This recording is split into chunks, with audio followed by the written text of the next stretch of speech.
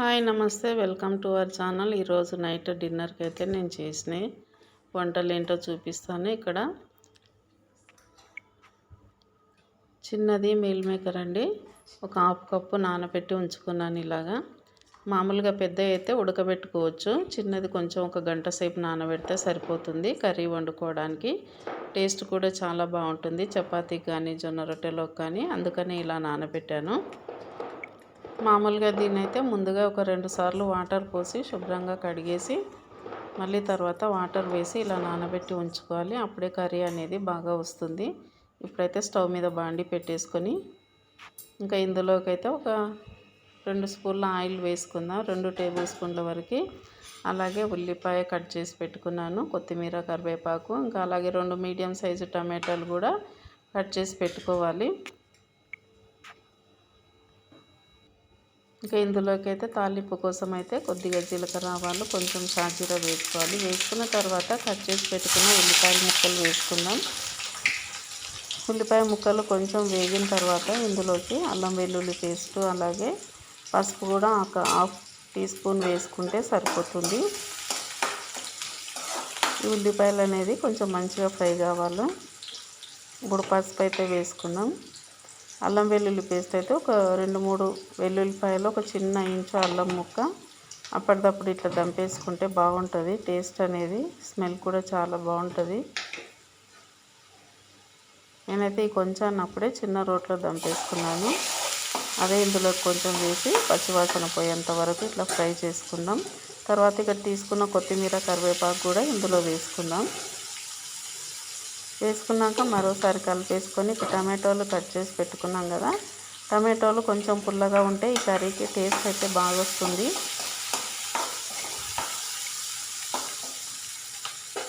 Tomato ముక్కలు కూడా ఇందులో వేసుకొని టమాటాలు కొంచెం గుజ్జయ్యేంత వరకు వీటిని బాగా కలుపుకోవాలి. ఇందులోకి కొంచెం ఉప్పు చేరిస్తే కనుక, అంటే కర్రీకి సరిపడినంత ఉప్పు వేస్తే టమాటోలు అనేవి తొందరగా మగ్గిపోతాయి.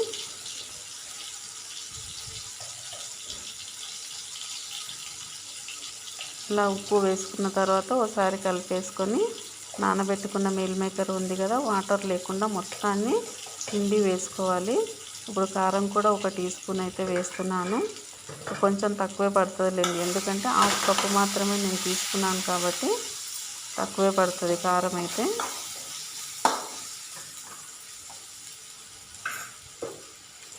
వాటర్ అనేది మొత్తం పిండేసుకోవాలి, వాటర్తో వేస్తే అలా బాగోదు కర్రీ అనేది.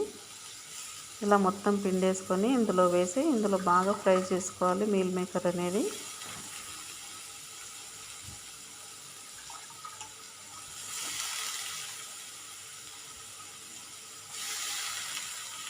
ఇప్పుడు దీన్ని బాగా కలిపేసుకుందాం. ఇది టమాటాలో కొంచెం మగ్గితేనే టేస్ట్ అనేది చాలా బాగుంటుంది. అంటే నాన్ వెజ్ తినని వాళ్ళు అప్పుడప్పుడు చపాతీకి కానీ జొన్న రొట్టెలో కానీ ఇలా చేసుకుంటే బాగుంటుంది ఈ కర్రీ అయితే. మామూలు కూరగాయల కంటే కూడా ఈ కర్రీ టేస్ట్ అనేది ఉంటుంది. ఇందులోకి ఇప్పుడు కొంచెం ఒక హాఫ్ టీ స్పూన్ వరకు గరం మసాలా వేస్తున్నాను. వేసిన తర్వాత మరోసారి కలిపేసుకొని ఇందులోకి వాటర్ అయితే ఒక హాఫ్ గ్లాసు, చిన్న గ్లాస్తో హాఫ్ గ్లాసు వేసి ఉడికించుకుంటే సరిపోతుంది. ఆ వాటర్ అనేది మొత్తం ఇంకిపోయే వరకు కర్రీని ఉడికించుకోవాలి.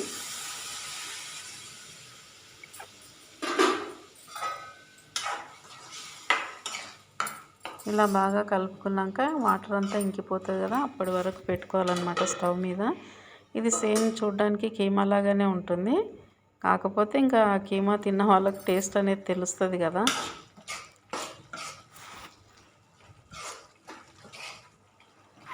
ఇంకా నేను ఈరోజు ఇందులోకి అయితే జొన్న రొట్టె ప్రిపేర్ చేస్తున్నా కాబట్టి ఈ కర్రీ అనేది ప్రిపేర్ చేశాను.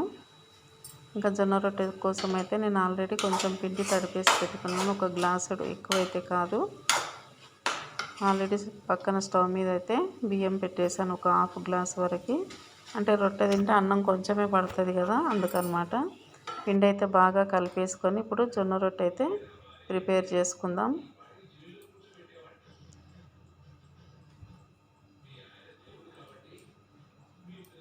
ఇది నాకు పీట అయితే అది జరిగిపోతుంది, కింద సన్నగా డెకోలియం కాళ్ళలాగా ఉన్నాయి కాబట్టి అందుకే కింద బట్ట వేస్తాను. వేసి ఇలా కొట్టేస్తాను అన్నమాట రొట్టె.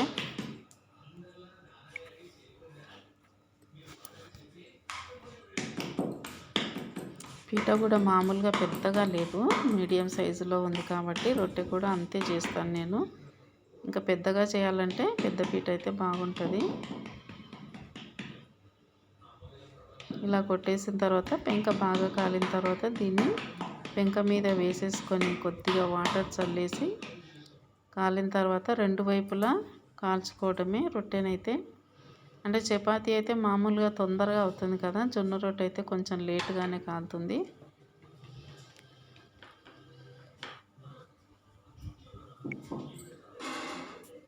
రొట్టె వేయంగానే ఒక 6 నిమిషం పాటు ఉండనిచ్చి ఇలా వాటర్ అనేది చల్లుకోవాలి. లేదంటే తడిగుడ్డ పెట్టి ఇలా తూడ్చేసుకుంటే రొట్టె మీద సరిపోతుంది. రొట్టె ఒకవైపు కాలిన తర్వాత రెండో వైపు తీసివేసుకొని రెండు వైపులా మంచిగా కాలి తర్వాత ప్లేట్లో వేసుకోవాలి. ఇంకా దీనికైతే కొంచెం టైం పడుతుంది. ఇంకా నాకైతే మార్నింగ్ చేసిన మెంతికూర పప్పు అయితే ఉంది. ఇంకా ఒక ఎగ్ అయితే పోస్తాను. మామూలుగా ఎగ్ అయితే నేను తినను, కానీ ఇంకా ఒకటి మా హస్బెండ్ కొరకు ఒకటి చేస్తాను అన్నమాట. నేను మామూలు కర్రీ ఇలాగే పప్పు అది తింటాను. ఈ ఎగ్ కూడా ప్రిపేర్ అయిపోయింది. రైస్ అయితే ఒక హాఫ్ గ్లాస్ వండినా. ఇంకా అంతే, రొట్టెలు అయితే రెడీ అయిపోయాయి కదా. ఇంకా మామూలుగా అయితే మెంతికూర పప్పు ఉంది కదా మార్నింగ్దే, ఇది కొంచెం వేడి చేసి పెడతాను. ఇంకా రైస్ అయితే వండిన, జొన్న రొట్టె చేసిన. రైస్ కొంచెమే వండిన అనమాట, ఎక్కువ పట్టదు కదా రొట్టె తిన్నప్పుడు. ఇంక ఇదైతే చిన్న మీల్ మేకర్ కర్రీ, రొట్టెలోకి అయితే బాగుంటుంది. అప్పుడప్పుడు నేను చపాతీలకు కూడా ఇట్లా చేస్తూనే ఉంటాను అనమాట. ఇంకా ఇదేనండి నేను ఈరోజు నైట్ అయితే చేసింది. చూసారు కదా, ఒక లైక్ ఇవ్వండి.